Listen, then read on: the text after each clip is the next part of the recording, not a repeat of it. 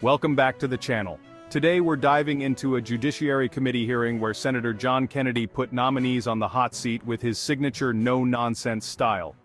From bold questions to candid moments, this exchange was serious, thought-provoking, and even a bit humorous. Segment 1, the bold questions. Senator Kennedy didn't waste time. He asked nominees if they hated black people, Asians, women, or LGBTQ people. Each replied, "Absolutely not, Senator." Kennedy joked, "Do either of you hate little warm puppies?" Laughter broke the tension. Kennedy's point was clear. Get nominees on record about basic values. Thank you, Mr. Chairman. Welcome, gentlemen. Congratulations. I remind you, of course, you're both under oath. I'm going to try to scrape away a little of the innuendo here today. Do either of you hate black people? Absolutely not, Senator. Do either of you hate Asians? No, Senator. Of course not, sir. Do either of you hate women? No, Senator. Do either of you hate homosexuals? No, Absolutely not, Senator. Do either of you hate transgender people? no, Absolutely sir. not, Senator. You're under oath now. Yes. Do either of you think that racially separate but purportedly equal schools are moral? No, They are not moral. They're abhorrent, Senator. Do either of you support sexual violence in the workplace or anywhere else? No, sir. Absolutely not, Senator. Do either of you hate little warm puppies? I didn't hear, sir. Do either of you hate little warm puppies? No, I No, love my Senator. dog, actually. Okay, we got that out of the way. I want to talk about, Mr. Lee, actually, it's Professor Lee. Professor, I want to talk a little bit about the documents you turned over. Segment 2, the document hunt. Senator Kennedy pressed Professor Lee about the nearly 500 pages he'd turned over. The nominee spent dozens of hours gathering everything. Nothing was missing. This was about transparency and accountability. Kennedy shifted focus to the nominee's college years, asking about GPA, grades, and debating ideas. The nominee, with a near-perfect record, admitted his views had changed since Cornell. Kennedy stressed that higher education is about thinking, debating, and growing. You turned over 500 pages, I did, Senator. basically 2 novels. Yes, Senator. And they ask you for documents from, or papers you've written from college, post-college, and in high school. Is that right? Yes, Senator. Okay. How many hours did you spend putting all these documents together the first time? I spent many, many hours. How many? Goodness, dozens of hours looking for them. Okay. The documents that you didn't turn over, were they on the internet? Couple were, but they were on a private server that, again, wasn't, we weren't aware of. Who found them? I believe Department of Justice working with me, we found them.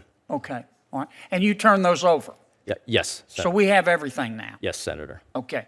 You talked about being in college, and I think you said, and what you wrote in college, I think you said I didn't know anything. But you wanted to know more, didn't you? I did, Senator. What was your GPA at Cornell? It's 4.08. On what kind of scale? I think if you got an, my mom will be proud of this, but I think if you got an A plus, you got a 4.3. But if you got an A, you got a 4.0. So you made all A's? I did, Senator. Did you make a B? I did not, Senator.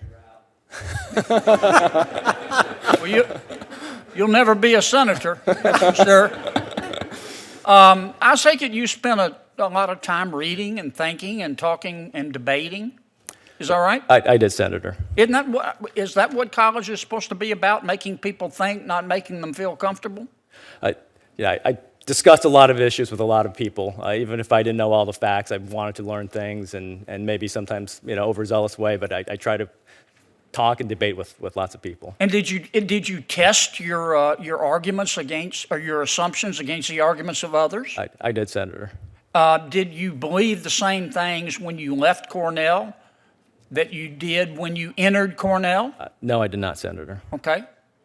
Geez, I thought that was the purpose of college. Do you consider that a bad thing?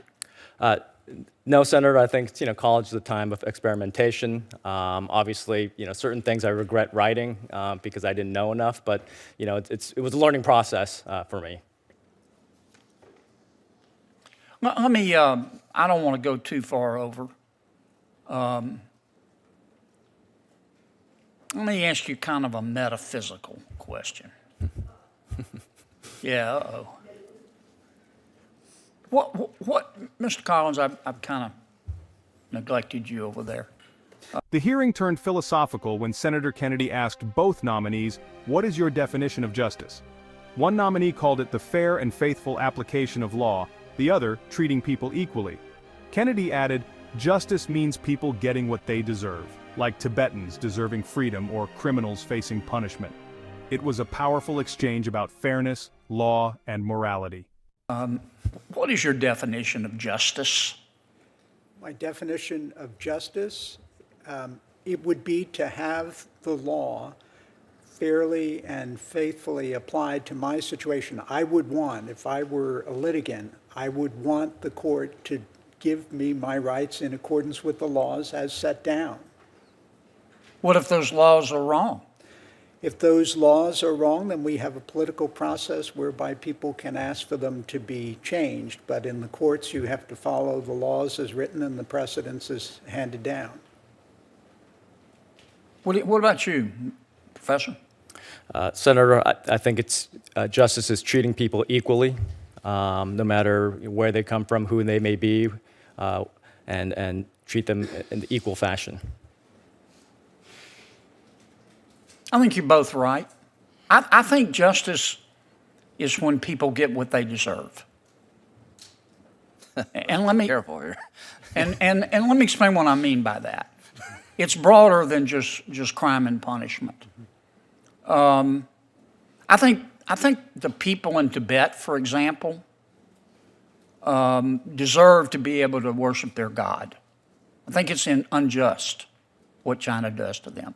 I think if someone rapes somebody, they deserve to be punished equally. Sentences commensurate with the crime and fairly applied, and you try as much as you can to treat everybody equally in equal circumstances. Kennedy addressed nonviolent crime, highlighting the college admissions scandal where wealthy parents bought their kids' way into top schools. He called it just as damaging to society, saying, "It'll make you want to scream, maybe even throw up." I think. Would you agree with me? And if you don't, that's cool. That a nonviolent crime can do as much damage as a violent crime. Oh, it can, Senator. I mean, a serious fraud, for example, of an elderly person can have a devastating impact. You mentioned earlier, Mr. Collins, about in the context of criminal justice, and I don't want to take it out of context, but we need to do better with nonviolent crime. Is that right? Well, I mean, it's ultimately always up to the Congress to refine the sentencing system, and I think there's been a lot more thought put in certainly in the dozen years since I last testified on these matters about how to change those to reflect our current understanding of. Well, these parents that just cheated, that just bought their kids' way into college. I read the indictment last night. I got 80% of the way through it. It's long. It'll make you want to scream, make you want to heave. I don't know if you can scream and throw up at the same time, but that's nonviolent. Do you think they should be punished? Well, their case will be presented to the court, which will then, decide the issues in accordance with the law. Well, that's a very It's diplomatic valid. offer. I think they should be punished. Anyway, I'm getting off subject. Thanks, Mr. Chairman. Senator Kennedy's questioning was classic, sharp, witty, and thought-provoking. He pulled back the curtain on what nominees truly believed, from the morality of hatred to the meaning of justice. Some moments made people laugh, others uncomfortable, but all showed Kennedy's no-nonsense approach. Thanks for watching. Like, share, and subscribe for more political breakdowns.